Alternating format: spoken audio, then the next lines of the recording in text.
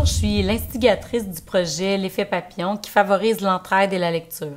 Au tout début du projet, nous avons fait de nombreuses recherches afin de répertorier les gens dans le besoin. Ensuite, nous avons visionné une vidéo de Centraide dont Fred Pellerin est le porte-parole. Puis, nous avons regardé une vidéo sur YouTube qui représente le principe d'une chaîne de gestes positifs.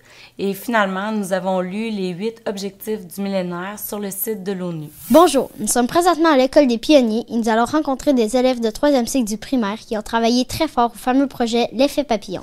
Quel était l'élément déclencheur de votre projet? C'est l'automne dernier qu'on a découvert un livre, Ces enfants qui changent le monde, puis on a eu le goût d'en faire autant. Quand vous dites changer le monde, c'est changer qui et de quelle façon? C'est un petit geste positif qui peut emmener plein d'autres mondes à en faire autant. C'était quoi le mandat de l'effet papillon? C'est d'essayer de faire la différence dans la vie de quelqu'un. Est-ce que vous avez communiqué avec des organismes d'entraide? Oui, le Club Optimiste, le Club Rotary, le Club Lyon et Présence Famille. Pourquoi dites-vous que la lecture est essentielle pour changer le monde? D'abord, quand on lit pour nous-mêmes, ça nous change de l'intérieur, ça nous divertit et nous renseigne sur la culture des autres.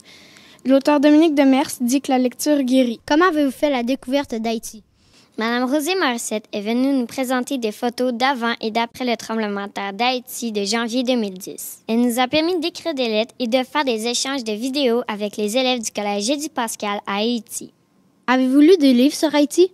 Oui, on a lu 8 jours, un enfant à Haïti. Quand on m'a tiré de dessous ma maison, 8 jours après le tremblement de terre, ma famille m'attendait le lendemain. En avez-vous lu d'autres?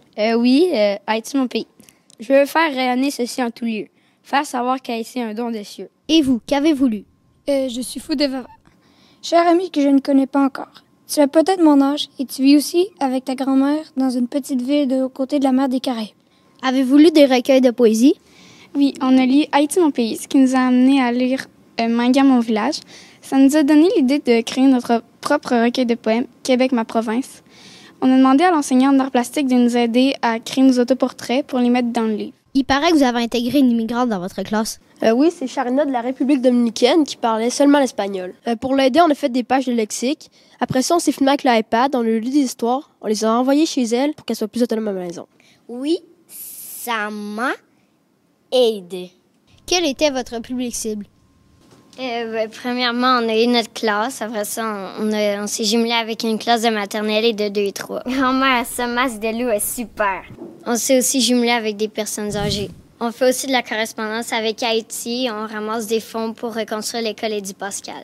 Comment tu as réagi pendant le tremblement de terre? Pendant le tremblement de terre, j'ai demeuré dans la rue et dans les montagnes. J'étais triste et je pleurais parce que beaucoup de maisons étaient écrasées. Quand tu seras grand, quel genre de personne aimerais-tu être? Quand je serai grand, j'aimerais être un mécanicien des voitures. Plus tard, vas-tu voyager dans d'autres pays? Oui, quand je serai grand, je vais aller à Saint-Domingue, à la République dominicaine. Quelles sont les fêtes en Haïti? En Haïti, on fête la fête de l'indépendance, la fête des morts, le carnaval, on fête aussi Noël, Saint-Valentin. En Haïti, on fête beaucoup de choses. Qu'est-ce que ce projet vous a apporté?